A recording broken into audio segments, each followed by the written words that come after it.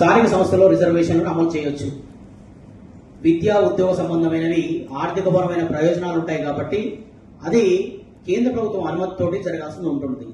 మరి ఇక్కడ రాష్ట్ర ప్రభుత్వం అనుమతితో జరిగే అవకాశం ఉండి కూడా దాన్ని కేంద్ర ప్రభుత్వం మీద నెట్టి బీసీలను అయోమయం చేసే పరిస్థితులు ఉన్నాయి. కాబట్టి మనం ఈరోజు ఈ వేదికలో ప్రభుత్వాన్ని, తెలంగాణ ప్రభుత్వాన్ని అడగాల్సింది ఏంటి, మనం ఏం డిమాండ్ చేయాలి.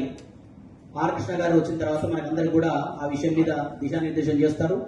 ఆలోపు మీరందరూ కూడా ఈ రోజు అజెండాలో పొందుపరిచిన విధంగా స్థానిక సంస్థల రిజర్వేషన్ల కొరకై తెలంగాణ ప్రభుత్వం మీద పట్టుబట్టి ఒత్తిడి తీసుకొచ్చి జీవో తీసుకొచ్చి దాన్ని మనము వచ్చే ఎలక్షన్లలో ఇంప్లిమెంట్ చేసుకునే విధంగా మన ఆచరణ, అమలు ఈరోజు కార్యక్రమం ఉండాలి. అదేవిధంగా భారతదేశంలో కూడా కేంద్ర ప్రభుత్వం జనగణనలో కులగణన చేస్తానని చెప్పి ఒక 2 నెలల క్రితం మనకు ప్రకటన ఇచ్చింది. అది సంతోషం. బీసీల ఎన్నో దశాబ్దాల కళ అది, ఎన్నో పోరాటాల ఫలితం అది. మరి అలాంటి పరిస్థితుల్లో మనం జనగణన జరుగుతుంది.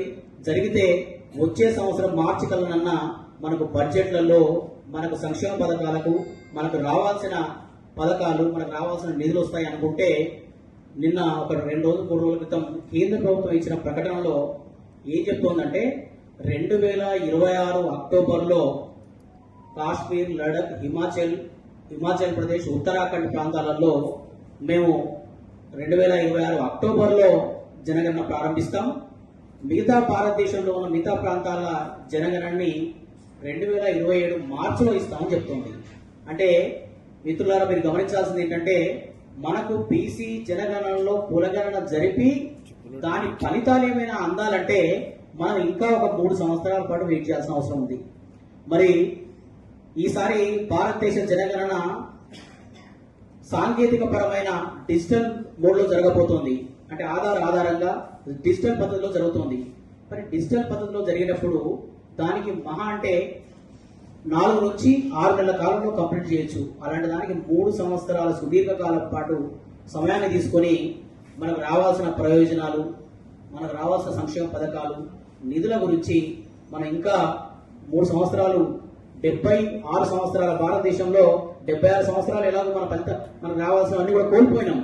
మరి ప్రభుత్వం ఒప్పుకున్న తర్వాత కూడా ఇంకా 3 సంవత్సరాల కాలం వెయిట్ చేయాల్సిన అవసరం లేదు. కాబట్టి మనం కేంద్ర ప్రభుత్వాన్ని ఈ విషయం మీద ఒత్తిడి తీసుకొచ్చి ఒక మంత్రివర్గ సంఘాన్ని ఏర్పాటు చేసి దీనిపైన ఒక రూట్ మ్యాప్ క్లియర్ చేసి మీరు టెక్నాలజీ సంబంధించి డిజిటల్ పరంగా ఈ విధానాన్ని జనగణన చేద్దాం అనుకుంటున్నారు. కాబట్టి మీరు ఏ రకంగా చేసినా కేంద్ర ప్రభుత్వానికి 4 నుంచి 6 నెలల్లో పూర్తి చేసే అవకాశం ఉంటుంది. కాబట్టి మనం ఈ రకంగానే కేంద్ర ప్రభుత్వాన్ని ముందుకెళ్లాలని చెప్పేసి ఒత్తిడి తీసుకొచ్చే విధంగా ఈ భావజాలాన్ని మనం అనుకుంటున్న అంశాలని గ్రౌండ్ లెవెల్లో, రూరల్ లెవెల్లో కూడా తీసుకెళ్లాల్సిన అవసరం ఉంది. కాబట్టి ఈ కార్యక్రమానికి విచ్చేసిన వివిధ సంఘాల నేతలు, ఉద్యమ సంఘాల నేతలు, కుల సంఘాల నేతలందరూ కూడా వారి సమావేశాల్లో, ఇంటర్నల్ సమావేశాల్లో మనం తెలంగాణ ప్రభుత్వాన్ని ఏం కోరాలి, అలాగే కేంద్ర ప్రభుత్వాన్ని ఏం కోరాలి, మనం కోరుతున్న వాటిల్లో న్యాయంగా, చట్టంగా ఎంత అనుకూలత ఉంది, మనం ఎంత న్యాయమైన డిమాండ్ అడుగుతున్నాం అన్న విషయాన్ని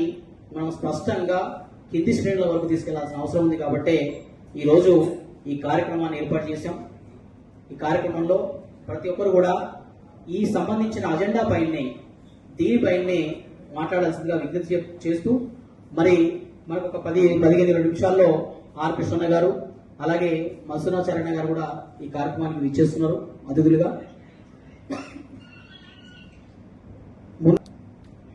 ఉస్మానియా యూనివర్సిటీ ఉద్యమ నాయకులు రాజు నేత గారిని సమావేశాన్ని ఉద్దేశించి స్పష్టంగా 2 అజెండాలు ఉన్నాయి. ఈ 2 అజెండాల మీద మీరు మాట్లాడాల్సిందిగా కోరుతున్నాం.